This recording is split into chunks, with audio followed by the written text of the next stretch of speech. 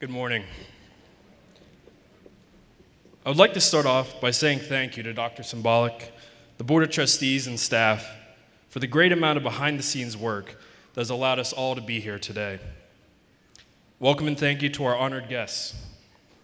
Thank you to the professors of Ohio Dominican on behalf of the class of 2013 for your amazing service and leadership. The success of every graduate in this room is a direct reflection of the immeasurable wealth of knowledge that you all have worked so diligently to give us.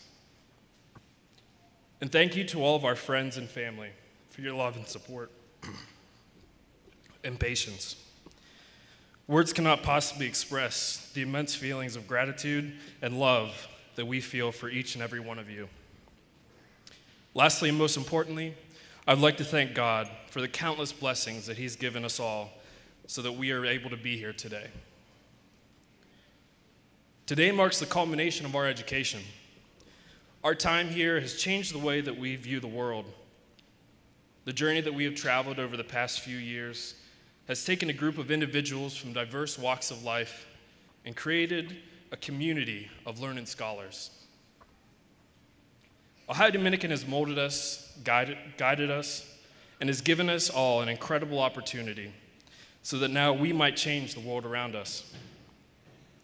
From the very first day we stepped onto this campus, we became a part of an exalted and storied tradition that dates back to the 1900s.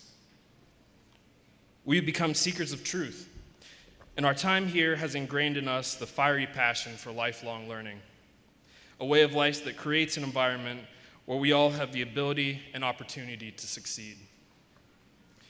It seems only a short time ago that I was walking into my very first collegiate class. The very first class I had here was English 101. It was an all-freshman class, and to this day, I can still recall the immense fear, trepidation, and excitement that all of us felt walking into Erskine 205. I had that common freshman sense of feeling somewhat strange and out of place. And having taken little interest in high school, it's safe to say that English 101 was not going to be my favorite class. Actually, as I was sitting in my chair waiting for the professor to come in and start class, I had worked up in my mind this scenario of sitting in a classroom with an ancient professor plodding through the Iliad line by line and writing papers into unending boredom. But that's when Dr. Martin Brick walked through the door, and the made-up nightmare of an ancient professor went completely out the window.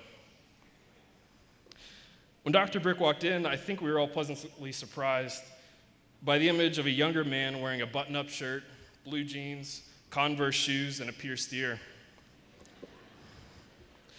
At that point, we began going through the syllabus, the same syllabus routine that we all love to hate. And as Dr. Brick guided us through the plan for the semester, I was once again surprised to find out that we wouldn't be navigating through ancient literature, but instead, we were going through an outline of a class that eventually took us on a journey beyond the black and white and into the gray. In traversing through urban legends, folklore, myths, and even paranoia, that class quickly became, and still is to this day, my favorite collegiate class. You see, being a part of that class was an experience unlike any other that I'd had up until that point, an experience that I realize now was distinctly Ohio Dominican.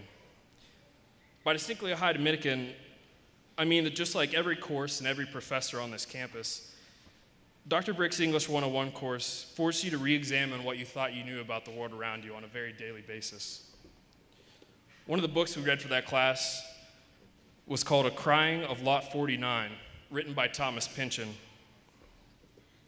Throughout the book, the main character, Oedipa Moss, repeatedly asked herself, "Shall I project a world?" At first I thought an odd question, but the more I considered it, the more I realized how appropriate that question was to attending this university. It's a question that we as lifelong learners should ask ourselves from time to time. At Ohio Dominican, we are constantly given new knowledge and experiences that will help us along our journey throughout life. But the new knowledge often comes with a shift in the way that we project and view the world around us. Our motto, to contemplate truth and to share with others the fruits of this contemplation, forces us to look beyond the black and white and into the gray, just like Dr. Brick's class. It's in these gray areas where our projections of the world change and where we receive the fruits of our contemplation. At Ohio Dominican, we have shared in a journey that has taken a group of individuals from diverse walks of life and created a community of lifelong learners. And so now the question must be asked, shall we as a group project a world? Starting tomorrow, we have the opportunity to change the way in which the world is projected.